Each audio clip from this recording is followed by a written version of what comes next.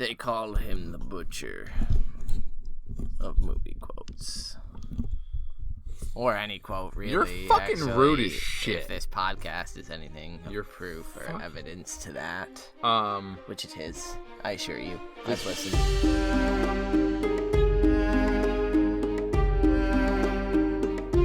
Hey, yo! And welcome to another episode of Brotherhood Without Manners, your favorite full spoiler reread podcast of George R.R. Martin's A Song of Ice and Fire series, starting with a Game of Thrones. As always, I'm Zach. Sitting here next to me is my host, Nate. Hey. What up? Fuck you. Fuck you. So, if you've joined us before, thank you for coming back. If this is your first time, we are full spoiler. So, we do spoilers about not just Game of Thrones. Arthur Fletcher's Joker. Is that actually a spoiler? Like, isn't... I don't know. I mean, I think most people going into that movie I would assume. know that. But anyway, if you were here last time, what did we read last time? Brand 2? I was just seeing if you knew, but you're not answering anything. You're just making me carry this show. Yeah, we read Brand 2, and Brand's having a hard time. Yeah, but, I mean, he's a cripple, so... so... Like, the Walders are being dicks. He's getting really shitty advice, I think, from Lewin, and being kept in the dark by them, and not... But the Harvest Festival is occurring, and so they're essentially trying to make sure and see that every lord has put away sufficient grain for the coming winter. It's pretty boring. Bran hates it. He'd rather be fighting or training to become a knight or anything but being a crippled lord. But he's got what he's got. He's got some smart points to make. Lady Duskwood? Duskwood asks for help. Lady Hornwood. Hornwood asks for help, and fuck me, that name is refused, basically. Yeah, as it's you refused. Like to savagely break. Fuck Roderick. Like, but... just go home and marry, bitch, and it'll be fine. Get a big, strong man to protect you. And so, we get the Northerners' point of view. So, but this week, we're going to be reading... This episode, we're going to be reading Tyrion 4. And last we left Tyrion. Tyrion had arrived back at King's Landing to rule as Hand of the King. He was fucking shit up. He had sent Jaina Slynt to the wall, and in the last chapter, the Small Council had received Stannis' missive declaring him as king. Right. Cersei was pissed, wants every copy burned. Tyrion's like, too late. The more you try to do that, the more it's going to confirm. Maybe we can hit, and Cersei, Littlefinger, and Tyrion start talking about maybe turning the rumor on Stannis himself and saying his daughter comes from Patchface and Lady Selyse and yada yada yada. Tyrion then goes out into the city. Goes to a brothel. Yeah. And meets Chitaya. And her daughter, who lead them Alaya. I think there's one extra ya in there. Alaya, yeah. But there's a secret tunnel in her room that Varys meets Tyrion in and escorts him to Shay, but they have a sweet little conversation on the way where we kind of learn that they might maybe be friends. But who really knows? Who knows? This chapter, though, we open... Tyrion is eating breakfast very early in the morning with Maester Pycelle. Old bitch Pycelle. In the airy chamber beneath the rookery. And Pycelle is making this big old show to Tyrion about how humbly he eats. I'm just an old man who doesn't want to eat more than his own take. Only what's requested of me to sustain the life that I live. And I sure do love waking up early in the morning. Wow, this is going on forever. Yeah. Tyrion essentially says that it's admirable, but it says he admitted it, which I think is saying the gesture is admirable, but it's a show. Like, you're just trying to put on the... Yeah. I'm concerned about the small folk thing. And Tyrion's like, I eat when there's food, because you never know when there might not be a tomorrow. But Tyrion places 2 letters on the table. 1 letter in 2 copies, he says, and they are for the eyes of Doran Martell, the Prince of Dorne. And Pycelle's like, oh, yeah, I'll send them out as soon as breakfast is done. And Tyrion's like, nah, you'll send them out now. Right now. Hand of the King. Do it. And so Pycelle does. And he shuffles off. And Tyrion, as Pycelle is shuffling off, notes his chain of office. All the different metals twisted together Did you say that he told him the letters were for the Prince of Dorne? Yeah. I guess that makes sense if he's going to mail them off. You have to know where you're mailing them. And so all the metals twisted together. And to Tyrion, it seemed that the gold and silver and platinum links far outnumbered those of the baser metals.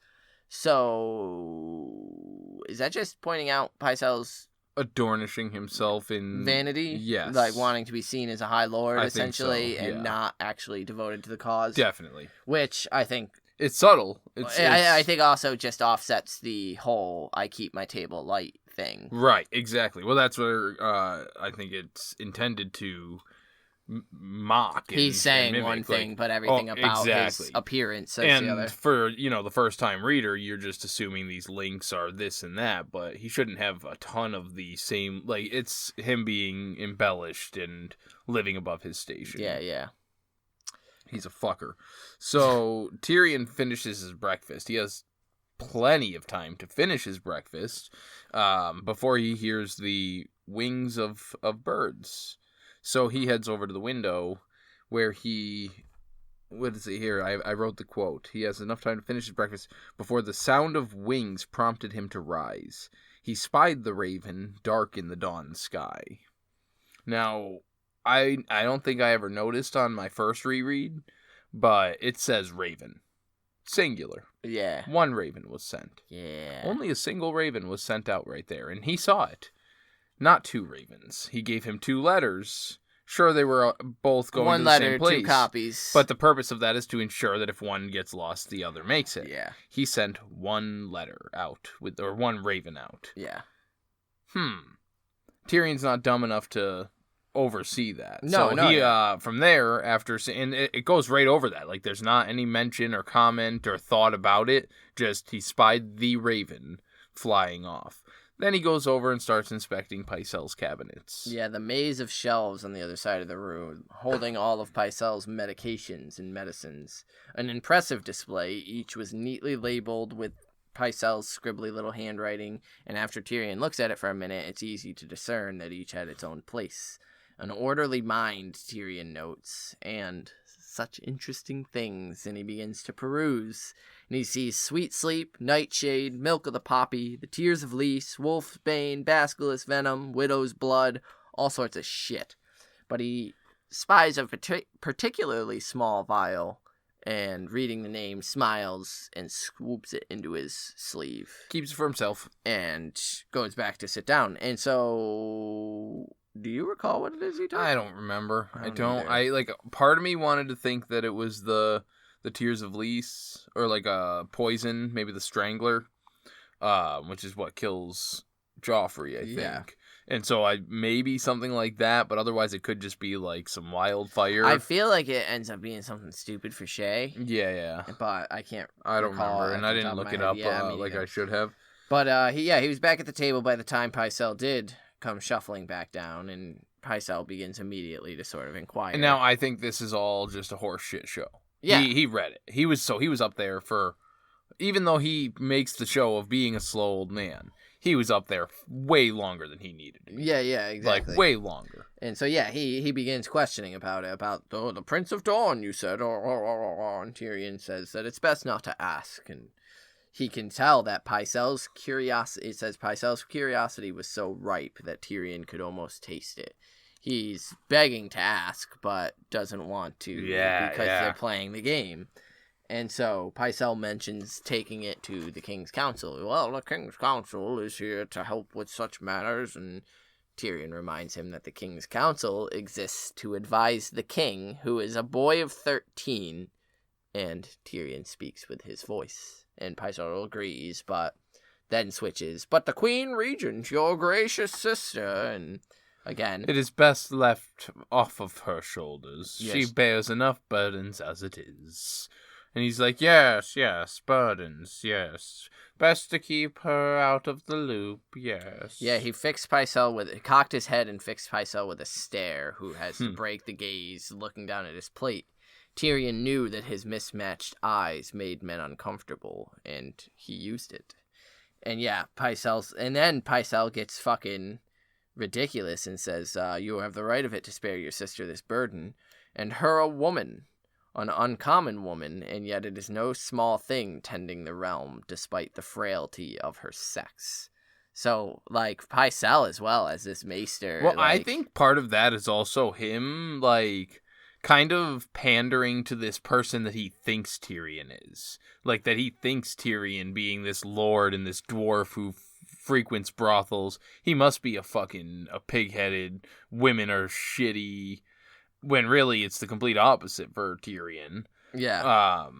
But, I don't know, I could see Pycelle buying it, too. But at the same time, I feel like it feels like he can be honest and open with Tyrion because he thinks Tyrion feels the same way. Yeah. I think he feels he's that way, absolutely. Because he's a scumbag I fucking hate him, yeah. And Tyrion just thinks, oh yeah, she's a frail dove. Just ask Eddard Stark. Like, because he's sitting there saying, yeah, real Cersei's fucking weak. one of the most conniving...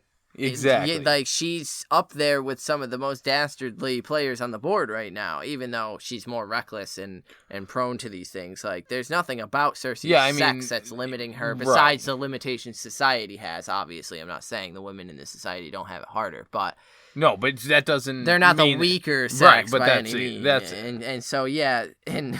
Tyrion stands just telling Pycelle to inform him should a response from Doran arrive. And only him should a response. To be sure, Pycelle says, and his hand clutched his beard the way a drowning man clutched a rope. Yeah, man. And it made Tyrion's heart glad when he thought, he thought.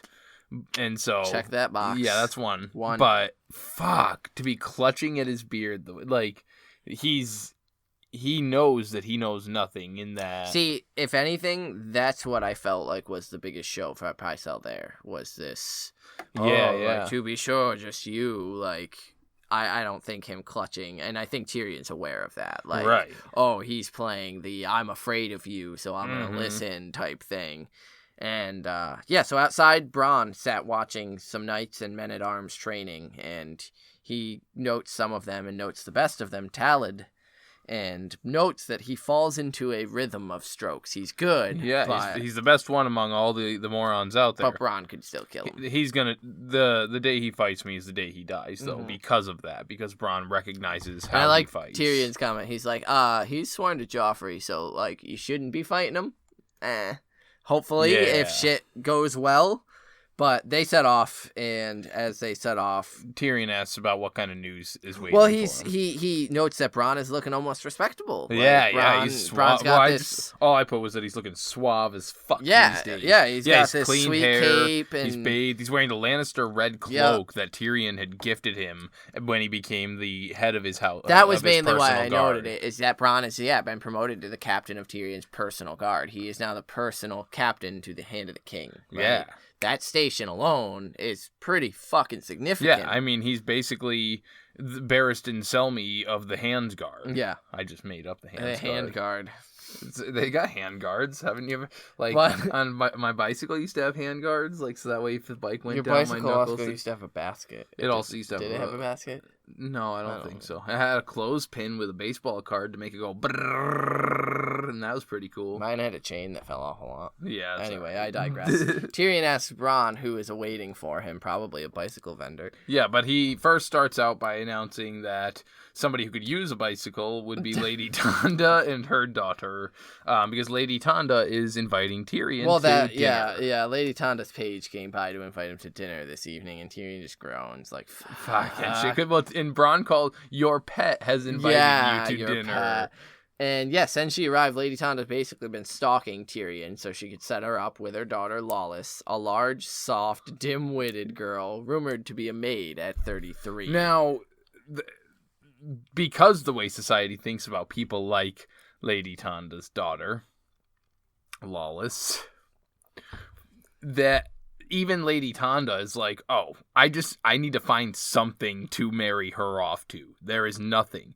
Oh, what about a dwarf? Yeah, nobody wants a dwarf. It's the Hand of the King. But that's where it's almost insulting. It's crazy. It is insulting. Like, and like, not to put Lawless down, but that's like, the world Tyrion lives in. Yeah. It's this bubble of, I'm the Hand of the King. People should be offering me like their daughter. Yeah, like this is where, like, technically Sansa should be offered to him type stuff. And like, even Stannis' daughter potentially one day could, Shireen. Yeah, like if she was a bit older. Well, and yeah, that's it. Like it's very a flowered much, girl at this right. point would be seeking Tyrion's hand. Tyrion's unmarried, hand of the king. Not some lowly. Jaime Lannister is currently captive, so Tyrion is currently the best case scenario for heir. So like. And she's trying to pass off this dim-witted, slow girl onto him. From not even a major house or anything. And so, Bronn it just gives him shit. Like, just, Yeah, and so I think it's funny because Tyrion's like, maybe you should marry this girl, Lawless. Yeah. Doesn't he marry Lawless? Isn't that who I believe so, yeah. No, I think he marries, for some reason, I always thought he married Felice. Is it Felice? Stokeworth. I forget. Where's my phone? Where's my phone? I'm looking it up. Google it. Hey, man, we can do that. It's allowed. I know it's allowed. I just wanted to, I don't know, be a Karen. And you could probably continue a little bit while we, where were we there though? Lady Tonda, they were just talking about Lawless. Oh, see, because I think in the show they call in the show, he marries Lawless. I know that because they made a big show of it, but I don't remember if it is in the. Oh, it is Lord of Stokeworth, so maybe it is Lawless Stokeworth. Yeah, okay, cool. Lady Tonda Stokeworth, right? Yeah. Ha ha. I mean, like, we're both right. This is Ew. Yeah. Yeah. So, okay. So he does actually marry, and that's why I thought it was so interesting and funny. Is that's what actually occurs, and then they name their kid Tyrion. Isn't that what happens? Because it really pisses fucking Cersei off bad. So Tyrion asks who else has called on him at this point, and Bronn gets pretty serious here, saying, a moneylender from Bravos here about a king's loan. And Tyrion says to send him to Littlefinger. He'll find a way to put him off. Who else? So, again, that's the Iron Bank. Yeah, most likely. Yeah. And Robert's debt, and that's just getting passed off to Littlefinger. Littlefinger, which is funny because then he's going to go into a history of Littlefinger a little later on, explaining that Littlefinger does these balancing acts with the debts and whatnot. Yeah. But then you still sent the Bravos banker to him, and that goes to show and solidify. He'll later on state, is there anything I can even do to him? Yeah. That's the reason why. If he does, the fucking state falls into disrepair because nobody else can juggle the monies the way he can. So Tyrion asks if there was anyone else, and Bronn says there was a lordling from the Trident who says that your father's men burned his keep, raped his wife, and killed his peasants. And Tyrion says, well, they call that war. But it says Tyrion smelled Gregor Clegane's work, or that of Sir Amory Lorch, or his father's other pet hellhound, the Cohoric. And he asks what he wants of Joffrey. But one, I love the way that he describes him as his father's pet hellhounds. Yeah. And then two, do you remember who the Cohoric is? Not offhand. Isn't he one of the ones that groups up with them at Harrenhal with the Bloody Mummers? Yeah, and I'm shit? pretty sure. And it's is it Hoat? It's Vargo Hoat. That's it. I couldn't remember his fucking name with it. That was it. All right. So yeah, Vargo Hoat. And he asks what he would have of Joffrey, and Bronn says new peasants. That's all he wants. He wants to. He's saying that he's loyal to Joffrey. Yeah, and he's here to swear fealty and everything. He's just asking wants for his share of place. He just wants some fucking peasants back. Your men burned my shit and killed my men and raped my wife. Some new men to build. I'm shit? not even asking for a new wife, yo. And so Tyrion says that I'll meet with him on the morrow. A compliant river lord might have use. So put him up in a nice room, comfortable with a hot meal. So then that's genius. Yeah. Fuck yeah. And get him a new pair of boots courtesy of King Joffrey. Yeah. So in Joffrey's name, he is still trying to make Joffrey look like a good king. Yeah, absolutely. And that's super significant. Well, because especially if this Riverlands lord is showing up like, yo, your men, your father, like the Tywin Lannister's men fucking ruined my life. And now here's a very nice, I know you're just here asking for peasants. So here's a very nice, fine pair of boots. Here's some men, and actually we're going to meet with you and we'll discuss some options for some lands and get you set up. Anyway, the next topic brought to Tyrion's attention by Bronn is that there's a group of the Bakers all band together, and they are seeking retribution. No, they just want protection, technically. Yeah. And Tyrion's like, yo, they've got gold cloaks. Well, apparently the gold cloaks had joined in on a mob of people who thought a baker was charging too much gold for some bread. So they cooked him in his own oven. Well, this is where we learn that food is scarce as shit. While in the Red Keep, they're eating fine. The peasants aren't. There's almost nothing to eat. And so the baker was overcharging. That's the thing, because he could get away with it because people will pay it or eventually not, and they killed him. And so this is the beginning of the bread riots. This is people starving and fucking getting pissed about it. And that happens actually as well in the next chapter with Sansa. There's a little riot that occurs, and we can see it building it's and building to its fucking point. And so Tyrion says that he'll do what he can to get them some protection, but who the fuck knows, and asks what else. And Bronn says, a brother of the Night's Watch. Supposedly, he brought a rotted hand with him in a jar. Ooh, is it Yoren? Yeah, I really like that Tyrion asks if it's dead, Yoren's dead. Yoren's dead, Tyrion. And no, it's Thorn. And Tyrion thinks that, he likes He's Thorn like, Alistair Thorn? Ugh, put him in one of the black cells. Yeah. The one that's had the fucking bedding changed the least often in all its years, which Bronn likes. Yeah, he laughs. And that's the thing, is that even Yoren wasn't given some nice housing when he was up here. Yeah. But to put him in the fucking down in a cell. Well, if it was Yoren, Tyrion would have put him Oh, absolutely. up, He'd have been put up, hooked the fuck up. But, so Bronn laughs and leaves, saying he'll see to it. And Tyrion continues, coming eventually upon his sister and a large party with her. Mounted on her white palfrey, Cersei towered high above him and just gives him the brother. Sweet sister, what are you doing? I don't have a quote or anything. Behind her is Sir Boros Blount of the Kingsguard, Sir Balon Swan, Lord Giles Rosby, Halline, the pyromancer, that motherfucker, and the Queen's newest favorite, their cousin, Sir Lancel Lannister, Robert Squire, recently made knight at her insistence. Was I reading ahead, or did he talk to Lancel in a chapter recently and took him on board as a... You read ahead. Maybe I was just watching clips and shit and hip clips. No hip clips. But, just scenes from like the show. Cersei's got her little posse and like, get in, bitch, we're going shopping. And Tyrion's like, yo, what you doing? And she gets all snobby and she's like, I'm going to inspect the defenses, so at least it looks like one of us gives a shit about this city, which is funny. And then she starts going in about how Renly is marching up the high road. Yeah. And he's stopping and feasting and gaining followers at every single junction he can. Said to be 100,000 strong. Tyrion's like, that sounds a little bit like a reach there. I don't know about 100,000. He has Storm's End and Highgarden behind him, you little fool. All the Tyrell bannermen but the Red Winds, so long as I hold those twins of Lord Paxter's.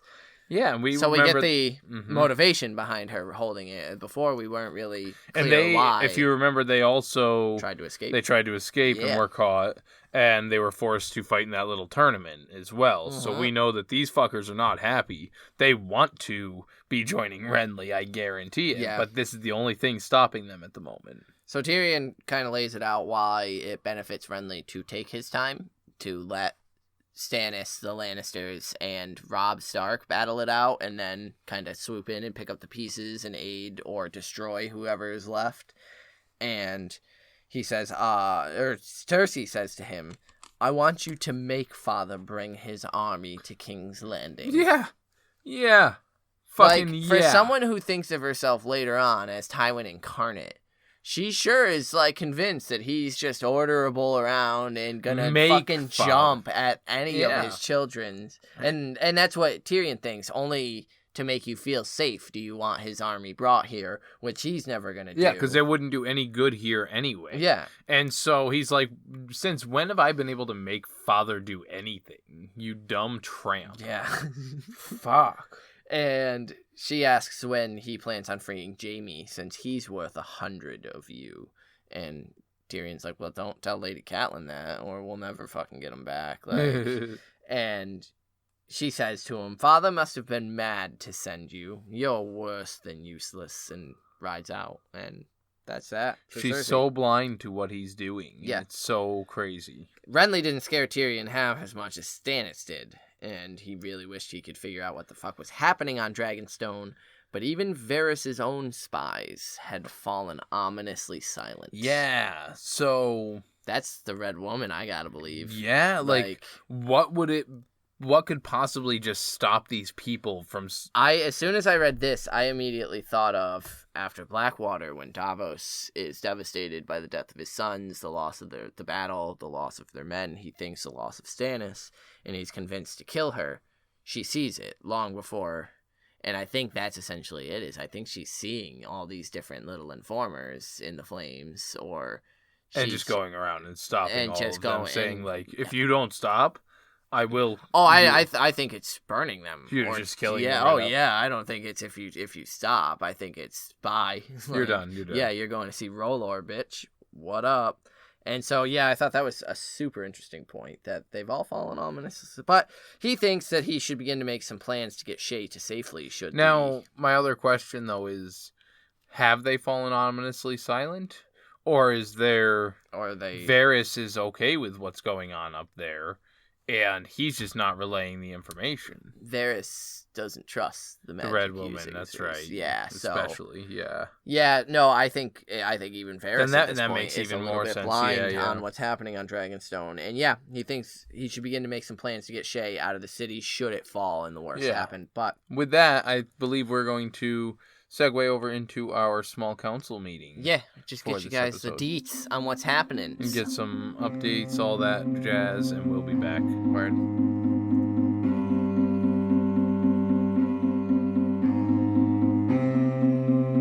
What up? Welcome to the small council meeting, everybody. Yo. Yeah, and so... Yeah. We are just wanting to throw our socials at you, let you know how to contact us. We always read our inductees at the end of chapters, but if you have late inductees, you missed a chapter and wanted to send a particularly cool one or one you enjoyed a lot, we'll always read them out during these sessions. You said late inductees, and for a second I thought you were going to say latent abilities, and I was going to say, please write us in if you have latent abilities. Definitely do that too. Sick. Fuck, if you have latent abilities, I'll probably invite you to interview on the show. That'd be fucking sick. All right, well, our socials. Yeah. We had some shout-outs, didn't we, dude? Oh, yeah, we could do those first. Yeah, sure, why not? Sure. So we had a review on Stitcher Hey. from our friend Sarah over there. Stitching and it up. So Sarah says, I absolutely loved the show, an enjoyable companion to A Song of Ice and Fire book series. Great to relive its adventures. The brothers are knowledgeable and fun. I wholeheartedly recommend this. I just have one little correction. Only one of the brothers are knowledgeable and also fun. You know who's knowledgeable is me. Sarah. Sarah's very knowledgeable. Could you stop fucking jerking yourself off and let's give a little appreciation to our fucking listeners for a minute there, guy? All right. Thank you so much, Sarah, for your review on Stitcher. Don't mind Nate over here being a little fuck. Anyway, we really appreciate it. Any sort of review. Obviously, the positive ones make us feel a lot better, but the negative ones we would understand are not that we have any. Cause oh yeah, now who's jerking themselves off?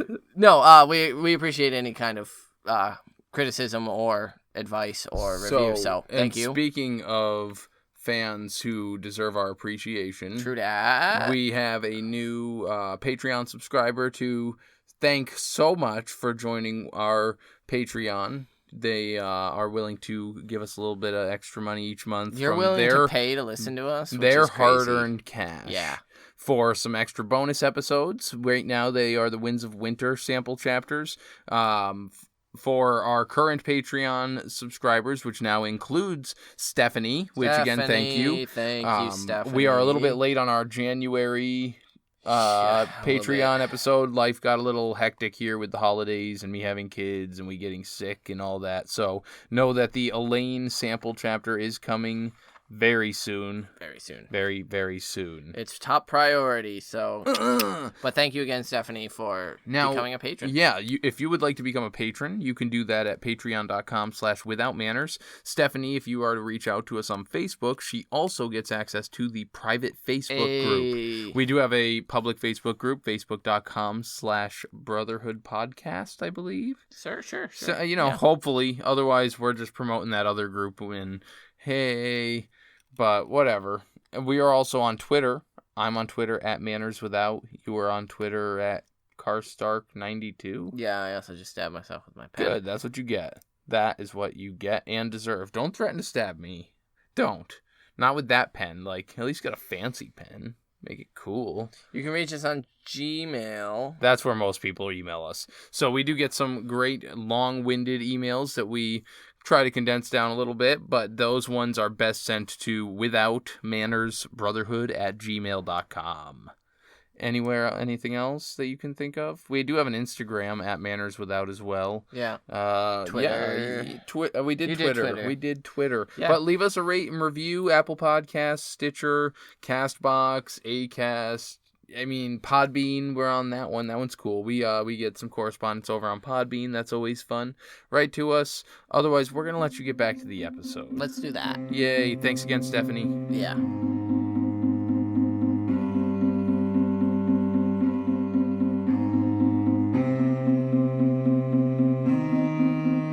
Podrick Payne. Podrick Payne. I know I'm going to say it basically every time. He appears in every chapter. And I have to thank Podrick Payne for introducing me to how much I truly adore Brienne of Tarth in the books. No disrespect to Brienne in the show, but for the first 2 or 3 watches of the show and the first 2 rereads of the books, for some reason I did not fucking meld with Brienne of Tarth. Yeah, I had a hard time grasping the concept of Brienne for a while, and I'm not really sure why, because she is a really good, well-written character. But sometimes it's relating to a character. Yeah, I think it was can be just tough. that is. And so once it finally clicked, like I adore Brienne of Tarth, and I also adore Podrick for the same reasons. They're both very pure characters.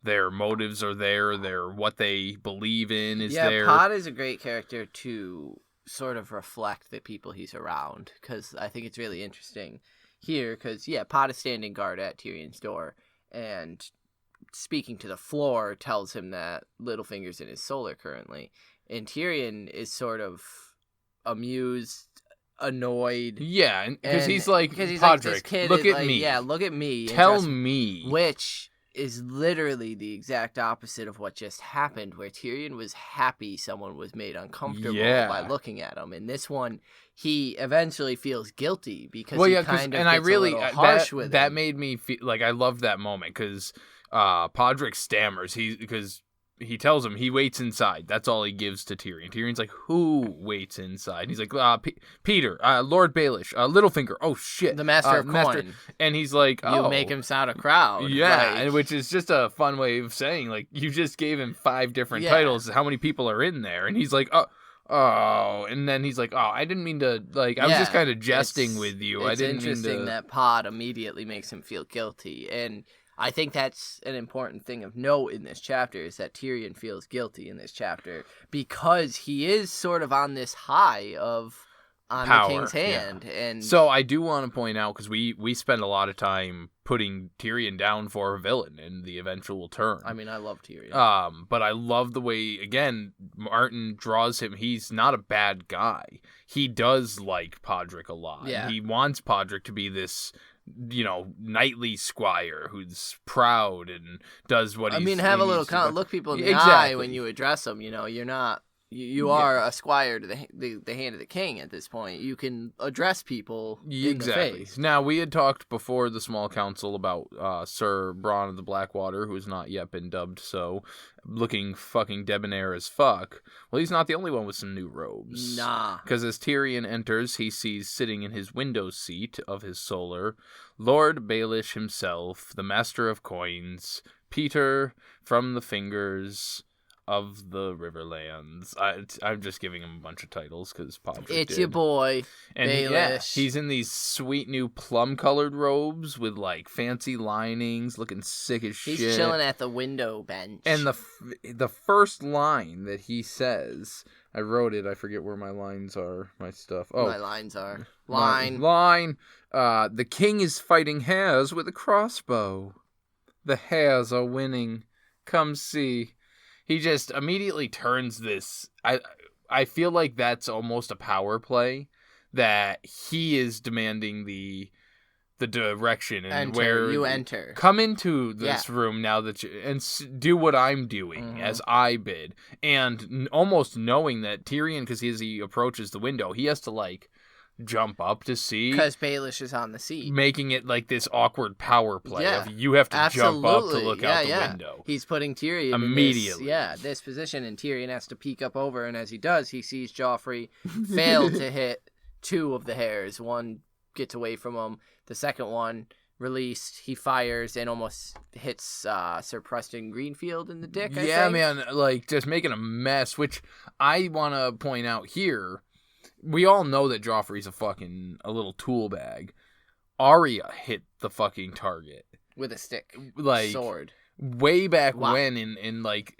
Oh, with the cross, with the bow. With the bow, like in the training field. She can catch it with a stick. She can catch a rabbit with a fucking stick. Right. Yeah. She can just run this motherfucker down. Mm-hmm. He is sitting there waiting for this guy to release it from a cage with the, like, at the ready. Yeah, aimed at and it. And still is only managing 1 out of every 7. And one of the rabbits even seems to mock him. It kind of, like, wrinkles its nose at him. Loved it. Especially, unfortunately, I guess you might think, but I play a druid currently in our Dungeons & Dragons game.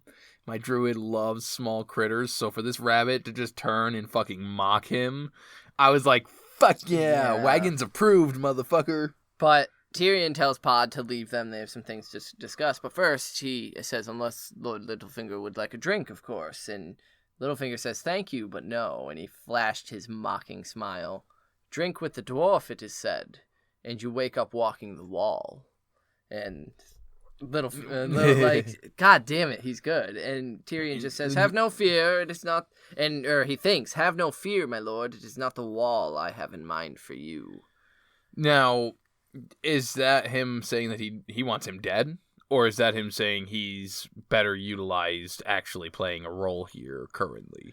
I think Tyrion is enough on a power trip to not realize how many cards Littlefinger's actually holding. And so I think he's thinking right now... Which I think is very much the power trip and the naivete of fucking Tyrion, because, it's I wild. think he's thinking that Littlefinger could be utilized and not just outright killed. I definitely don't think... Because Tyrion here kind of goes into... That's exactly what I was meaning. His uses and what he can do. He's aware of it, but he still underestimates him, because he mentions right here in this little internal monologue that he's learned recently that Littlefinger, who was born from a hedge knight who has next to no lands out in the Fingers, which is just a small part of the Riverlands for those who don't know, has worked his way up by making these little deals. He was a what do they call him, like a dealer, where it's just somebody who brings in money for the kingdom, and there's a bunch of them, but he was the one that just brought in like 10 times more gold than all the others,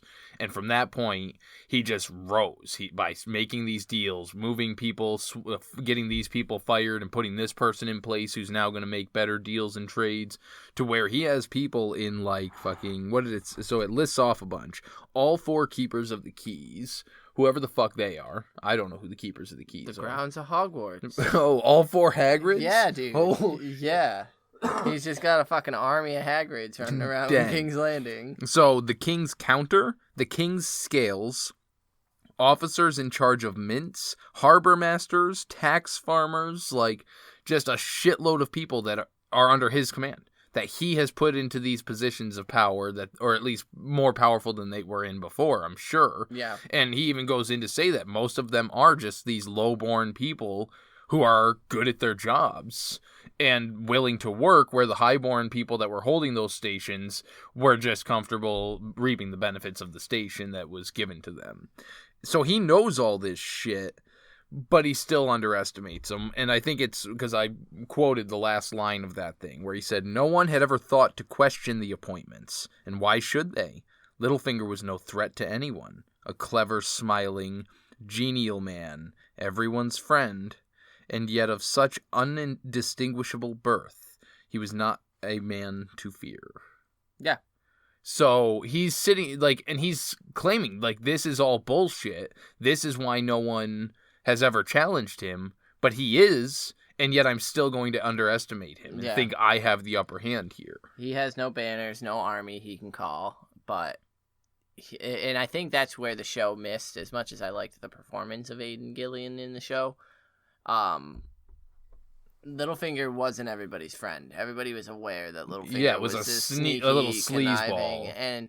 And a lot of people are or think as much, but in this, he's definitely painted more as this suave, debonair, happy-go-lucky, everyone always smiling. I picture him more like a almost even why is his name slipping the pirate fucking Jack Sparrow? No, Jesus Christ. In the Song of Ice and Fire, Sala? Davos' friend, Salador San. Oh, yeah. For some reason. Just that very, like, the way he acts with Davos. He's very out there and outgoing and flamboyant, and people, like, just enjoy being with him.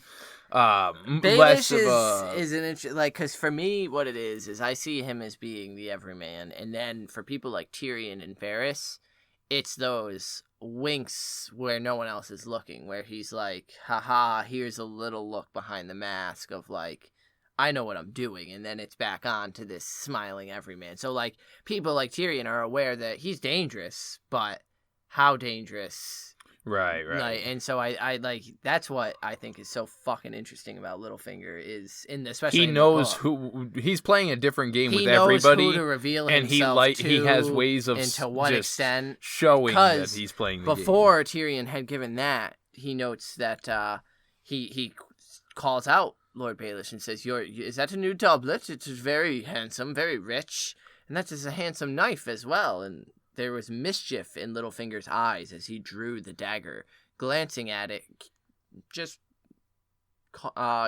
Jesus Christ. Taunting? Just glancing at it curiously, as if he had never seen it before. It was Valyrian steel and a dragon bone hilt, and he says, it's a trifle plain. It is yours if you want it. So he's handing him the dagger that Lady Catelyn had seized Tyrion for because she was at Littlefinger's. And Tyrion gave him a long look and says, no, I think not, never mind. And Tyrion thinks he knows, the insolent wretch. And he knows I know. And he knows I know, and he thinks that I cannot touch him. If ever a man armored himself in gold, it was Littlefinger and not Jaime Lannister. And that's when we get the description of his ascent into... Yeah. And so Littlefinger literally pulls out the dagger saying... Ah, motherfucker. You know what? You know the lie that Catelyn Stark told you? Here's the dagger that I lied to her about. You're aware of the lie, aren't you? Yeah. Guess what? I don't give a fuck. You want it now? It's yours if you want it. It's your dagger if you want to. And so Tyrion thinks, but dare I touch him? Even if he is a traitor during this time. Yeah. These... And this is where I was touching upon earlier that, yeah, he could easily have him just fucking done. You're dead. Bronn, kill him. He's dead. Shaga, that guy says your mom has a fucking small dick. Like, what? Shaga kills him. Not a problem. But what are the consequences? The kingdom's gonna fall into fucking debt worse than ever. Oh yeah. Because Tyrion's gonna have to balance it, but nobody actually knows all the promises and debts that Littlefinger has made because of the number of people and pieces and pawns that are moving in his games. So, can he touch him? What do you think? You think if he killed him that the kingdom would fall into disrepair, or do you think something would... I mean, yeah, the Iron Bank of Braavos just got shunted over to Littlefinger. He's the only thing keeping them at bay right now. Should that happen, the Iron Bank would probably side with Stannis or Renly and back them more fully instead of just Stannis having to beg. And so, I think Littlefinger absolutely has contingencies, at least to make sure that if he's killed, it fucks as many people as humanly possible. And Tyrion brings up Littlefinger being fostered at Harrenhal way back in the day, or at Were you close River to Run. the Tullys? And to the Tully girls specifically. And he says yes. The girls specifically, he claims to have had Lysa and Kat's maidenheads, and Tyrion says the lie. He's certain it is a lie, was well delivered. And Tyrion reflects that the longer he lived, the more he realized that nothing was simple and little was true. Because he begins to wonder, was it Catelyn who lied, or was it Littlefinger? Because that's a really, Littlefinger just sold it. Well, because she gave him the story back when about Littlefinger getting cut by Brandon and shit. I think she was the one that told that to Tyrion. And they played the kissing game. And the kissing that was game, as right. far as the extent went for Cat. We know Lysa had some problems there with it. But Cat, and I believe Cat to be telling the truth. Absolutely. Yeah, and so I think Littlefinger's definitely just being like, yeah, no, I got both the sisters, man. Like, yeah, and speaking of both the sisters, that kind of comes up next, is that Littlefinger's kind of catching on to Tyrion's ploy and plan right here, or thinks he does, just like Tyrion thinks he has the upper hand, but he says that he would like to be able to trade the Sansa for Jaime, but knows that one daughter wouldn't be enough, but he has people hunting for Arya. And Littlefinger lays it out. That's great, but hunting is not having. So you've got nothing still. Yeah, Tyrion wants to make Lysa an offer, and Littlefinger's like, yeah, they both hate you, but Lysa's a little more tractable than Catelyn. I can maybe mold her mind a little bit, but she hates you currently. And Tyrion says, yeah, she believes I murdered her husband, so if I gave her Jon Arryn's true killer, she might think more kindly of me. Now, I have a little quote right here that says, that made Littlefinger sit up. Yeah. That made him sit up. Yeah, Tyrion's just saying, I'm going to give Lysa Arryn... Which is Littlefinger. Lysa Arryn and Littlefinger. Like, I'm going to reveal to her. So, like, I almost think it's... I think it's in pure amusement. I think it's a little startled. I don't think has so. The game... I think it's more of a not, like...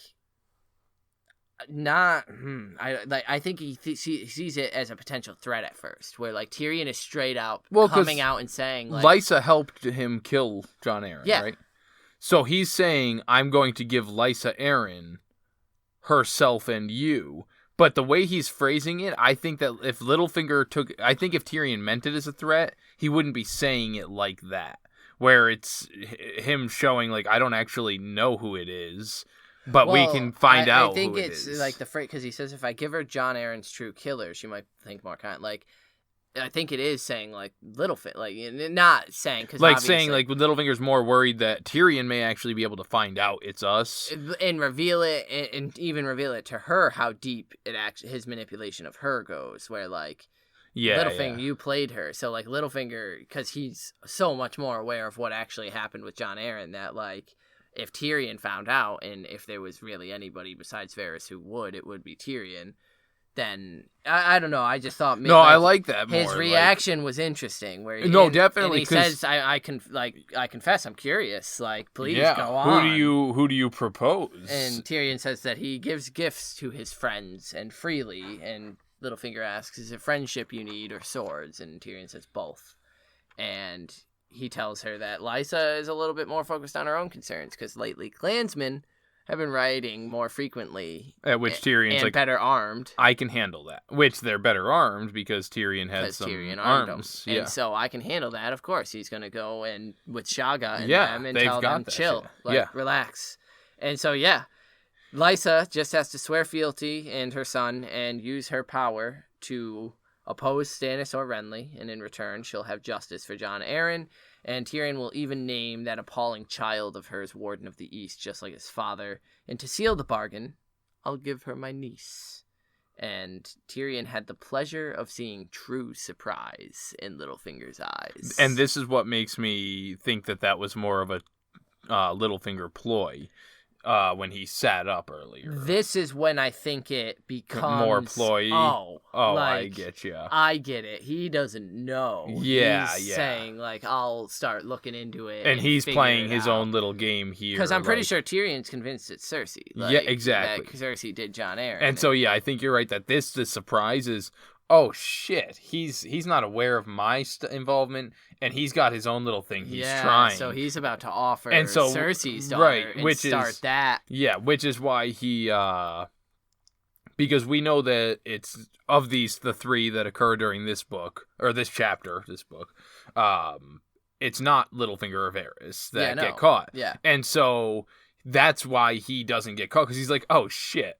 he's playing Cersei right now. Yeah. Okay. Yeah, all this right. is You're their not playing game, me. yeah. Like, all right. Yeah, let's play. Oh, He's trying to find the spy. Now it's occurring to him, this is Myrcella that he's... And he says that they can wed when she comes of age, and for now she can stay at the Eyrie as Lysa's ward. And which is a brilliant fucking Littlefinger asks her, strategic thing. what does her grace think of this ploy? And Tyrion shrugs, and Littlefinger just laughs, saying, "You're a dangerous little man, Lannister. I could sing this song to Lysa if I cared to. However, what is in your pot for me?" Harrenhal. And I like Tyrion noting that it was interesting to watch his face. Now, I like that, because Littlefinger plays coy here with not really wanting it, and I think it plays into his plans that he's already got laid out, was to eventually somehow acquire lands, whether Harrenhal or not. Well, he needs to get lands to marry Lysa. Right. Now, the next part being that he doesn't believe in that curse bullshit. No. He is the one that's like... He's well aware of the lands. Yeah, and the fertility, the incomes, what could be potentially garnered there. And so that's all like just that ruse. But Tyrion goes back to his father was the smallest of the small lords. He had nothing but a spit of land on the fingers. He comes from nothing. He could never hope to aspire to having a land like Harrenhal. Yeah, is basically it's what he's saying. Too great a prize, yeah. Ever. And so Littlefinger adjusts his cape, but Tyrion saw the flash of hunger in his eyes. And thinks, I have him. I think that there's definitely that flash of hunger. I think Littlefinger's playing him here. But I don't think the flash of hunger is for Harrenhal. I think it's because my plans I'm are about falling. to be made a lord. This is where my plans are fine. Like, because, yeah, Jon Arryn dying was part of his plan. Lysa Arryn doing whatever she's doing is part of his plan. Him gaining a lordship was part of his plan so that he could then acquire her location. Like, this is just one more part. I don't give a fuck that it's Harrenhal. It could have been Harrenhal. It could have been fucking Casterly Rock. It could have been, River Run. It doesn't matter. I just needed to be able to follow the semantics. And then Tyrion mentions that he'll even make him the liege lord of the Trident, and he'll rule over those damn Tullys that expunged him from their house. If there's any left. But that basically then means that he has all the income for the Riverlands, fucking... Which is massive, because Harrenhal has a high number of it as well, and now they're the main fucking house. So he asks why. Why give me this? Harrenhal was given to Lord Janos Slynt as well, and snatched when he was no longer useful. And Tyrion laughs, saying, I need you for Lysa Arryn. I didn't need Janos Slynt. And Littlefinger says that he may need to bed Lysa to get this going, like it's a hard thing for him to do. And he says give him a fortnight, and he'll set his affairs in order and arrange a ship and bounce. And he goes, this has been a very profitable meeting for both of us, Lannister, and turns and leaves. And Tyrion thinks, two. And so he went to his bedchamber to await Varys, hoping that it wouldn't be long, because he was still hoping to see Shae. And it was not, because it was within about an hour that Varys shows up. And Varys has clearly been watching Tyrion all fucking day. You are a cruel man to make the Grand Maester squirm so.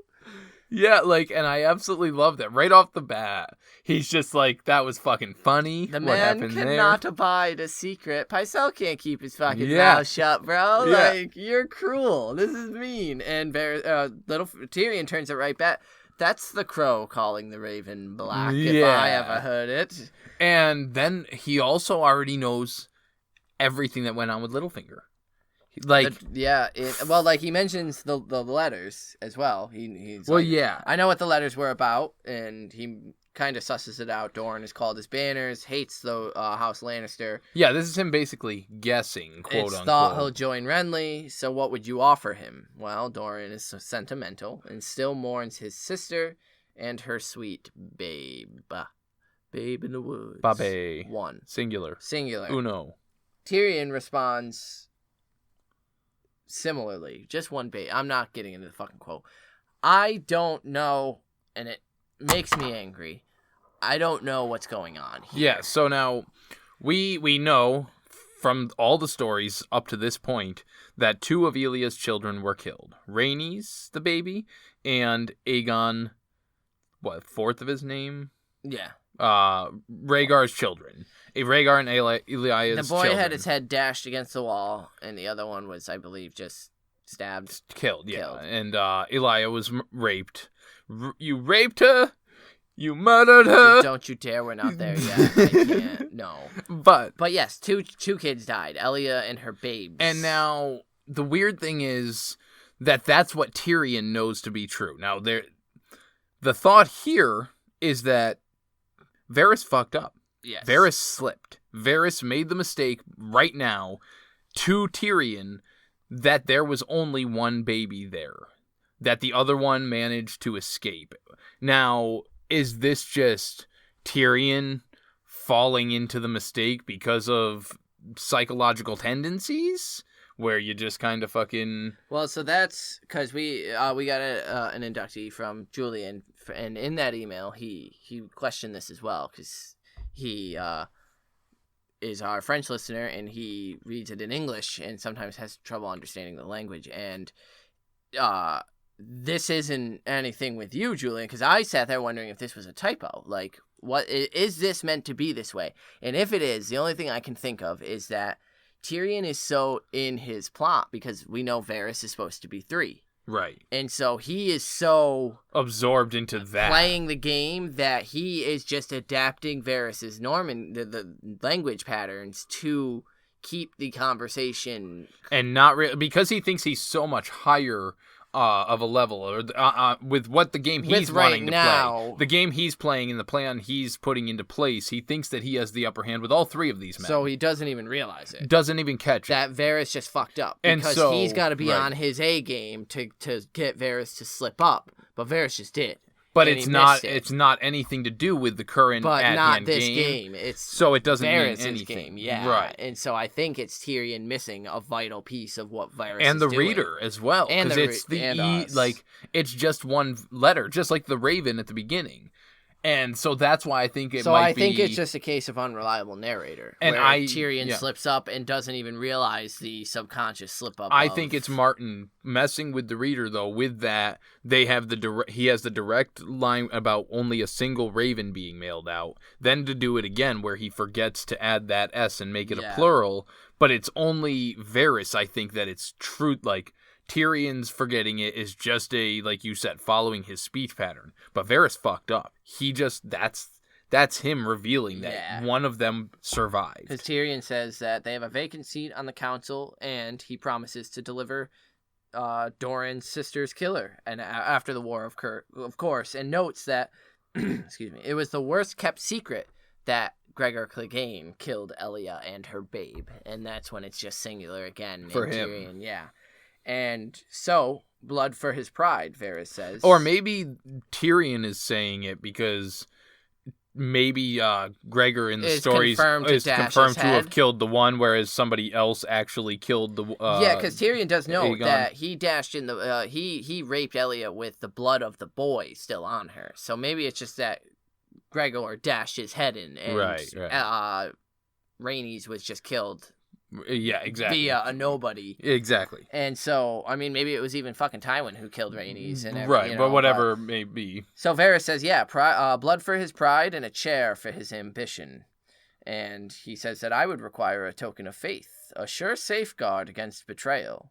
And you can scarcely offer Myrcella to both the Martells and the Arryns. Now, that's where it's super subtle. But that reveals that he knows that what he told Littlefinger. Yeah. Because he's aware that Littlefinger, an hour before, that he just told Littlefinger that he's going to send Myrcella up to Robert Arryn. Is there a secret? He's in the walls. Yeah. He's got to have Whisperer in the wall that was doing that while he was doing Littlefinger wouldn't something. Have any reason to approach Varys with that. Absolutely not. I don't think so. Yeah, so... I think that he has a listener in the hands. He obviously has tower, because that's where Tywin ends up biting the fucking bullet. Yeah, that's very And so true. it's in the end of the tower. That we know there are walls, secret walls, so he was in there himself or had his whisperers listening, but fuck, he knew it immediately. And so he sussed that out on his own without needing anything. But that's the twist. And Varys continues to say, Tommen is a good boy, and... Tyrion says, get him away from Cersei and Joffrey. He may even grow into a good man. And Varys asks, and a good king? And Tyrion says, Joffrey is king. And he says, aye, but Tommen is heir, and kind, and much more tractable. Anyway, very deftly done, my lord, excepting one little flaw. Cersei. And she will not consent to both children. Both of them being sent away. Maybe one, maybe the other, but not both. What Cersei doesn't know won't hurt her, And Tyrion if says. she were to become aware, my lord... And he says, then I would know the man who told her to be my certain enemy. And when Varys giggled, 3, he thought.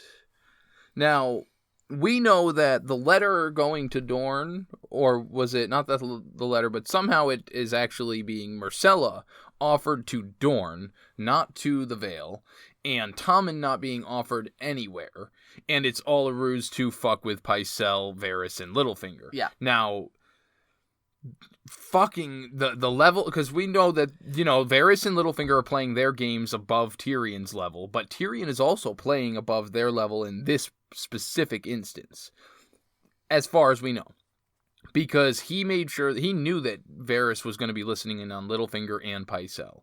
So he fed him only as much as he needed right there.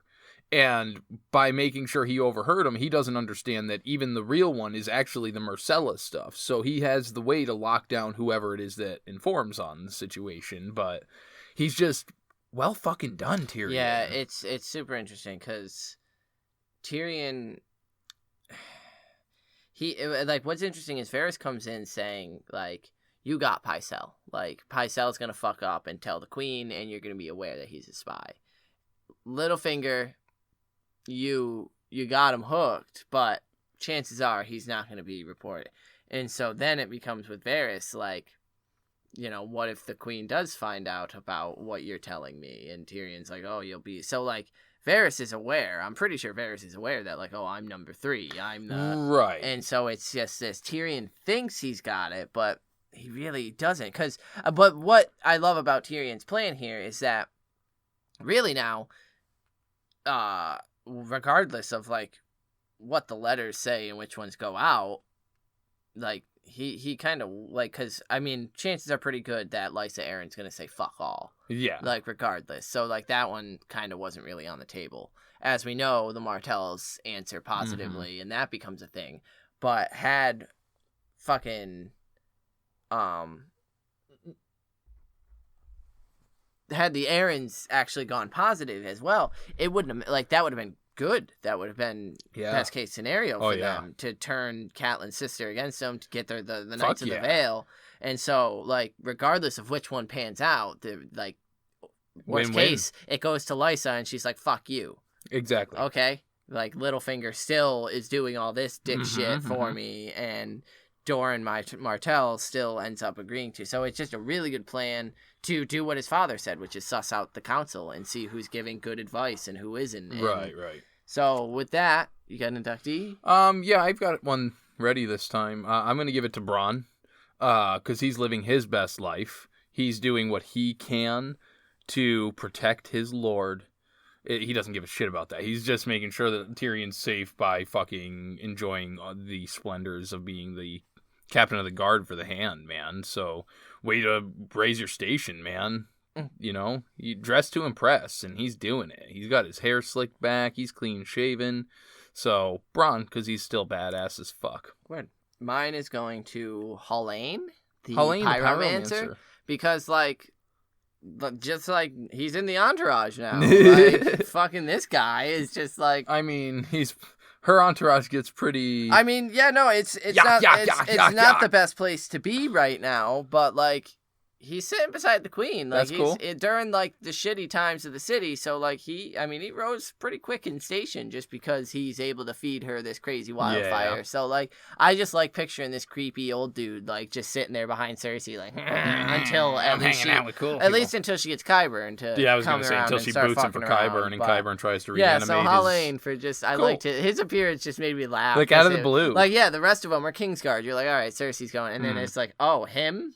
No, he's looking at the trebuchets to be launching the shit. Like, so I just liked that little detail. Yeah, but that's cool. We did get an inductee from our friend Julian in France, and we hope you're feeling better, Julian. That's since true. The last time you wrote in, you were sick and working hard. So he did say that this is a very long email, so I'm not going to read the whole thing. Yeah, we're going to kind of footnote. We read it. We appreciate it.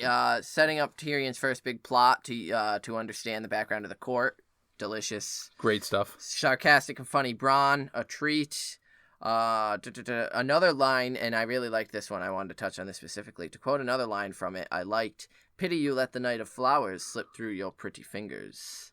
Obviously, it refers to the early flight of Renly and Loras, yet I can't shake the feeling of foreshadowing here. The more you know, the more you want to see, even when there might be nothing. Yeah, full spoiler, because fuck you, Julian. You hung around long enough. You nailed the He head. goes and storms fucking Dragonstone. Yeah. Loras Tyrell. And there's the a Night lot of interesting, speculation, especially with Cersei specifically about Loras Tyrell's situation there. So you kind of nailed the nail right on the head with that one. Good job, but it's sweet. It's good shit. Loras Tyrell comes back to seek some vengeance after I think he gets burnt the fuck up. Isn't that? He gets wounded. Fucking tore up. Yeah, it messes him up. His hair goes white. That's okay. I also liked how Tyrion was threatening Baelish in his thoughts. What's Tyrion's plan for Littlefinger? I'm wondering.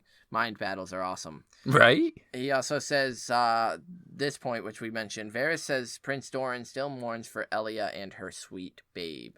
So I've always assumed Clegane had killed 2 children, as it is implied throughout the show, a boy and a girl. But of course, I've learned about fake Aegon in the meanwhile, and I assume it is the result of the girl died, not the boy. Alright, now please explain to me. The children's story lets everyone know there was only one child, or the book story lets everyone know there was only one child. As we mentioned throughout the chapter, you are not wrong for being a little confused there. Both kids died. There. We think it's Sandor killed the boy, and that's very why easy. Tyrion says, but we think it's a Freudian slip from Varys, and he's letting on to, because, full spoiler, as you said, Varys is the one who snuck the fake child out. That's part of Varys' big plan in the book. Or supposedly did. Supposedly, if you believe Varys, but... we don't know whether that's him planting a seed, whether that's a slip up. So it seems like Varys slipped up, and Tyrion kind of just subconsciously... Don't feel bad. In fact, you should pat yourself on the back, because that's an excellent catch. Yeah, that was a good catch. So, well done. And so, as for my inductee, Tyrion is so great he could be named in every chapter. His Littlefinger is so maliciously cunning that he could too. Wonderful. Yet I'm going to induct Renly, who is living his best life with his new crown, feasting and gathering an impressive force to be reckoned with. The little peacock is doing surprisingly well. Nah, seriously, I like that guy. So, real quick, Julian, prepare yourself from just... Savage Central from Zach, but I agree. I think it's fun and great to see little Renly living his best life for as long as he can. Like, let him have his moment before he gets shadow murdered, man. The moment that he hasn't earned, doesn't deserve. Like, he's not a fucking king. This is Stannis' moment. I am the youngest sibling, and I hate Renly. I hate Renly. It is not your crown. Anyway, thank you for the inductee.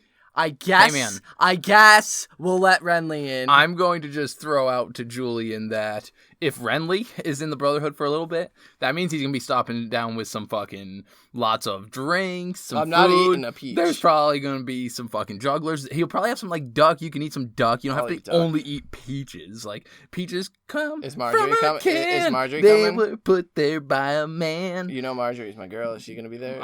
He inducted Renly, so probably not. Fuck. Yeah. Anyway, thank you, Julian. He says, fine evening to you both, and Valor Harris. So thank you, Sarah, for writing in. As always, we adore it when you write in, so if you would like to be like Julian, do so. We can be reached. Were you just about to do the sisters sign off? It sounded like it. As always, all men must die, but we are not men. No, I wasn't, but that would have like been pretty funny. But I was going to say that they can write in to us. We gave all our socials and ways to contact earlier on. We would appreciate that very much. Give us rates and reviews. We can do use reviews at ratethispodcast.com/brotherhood. I didn't mention that one later. That'd be cool. And also, one more time, I just wanted to give a big thank you to our new Patreon subscriber, Stephanie. Thank you so much. And we will catch you guys on the next episode, which is going to be Sansa 2, where she's dealing with some fucking Joffrey bullshit, as always. Indeed. After that, we're going to the sister with Arya 5, so send us in inductees for those, and we'll catch you guys on the next one. Valarda Harris. Peace!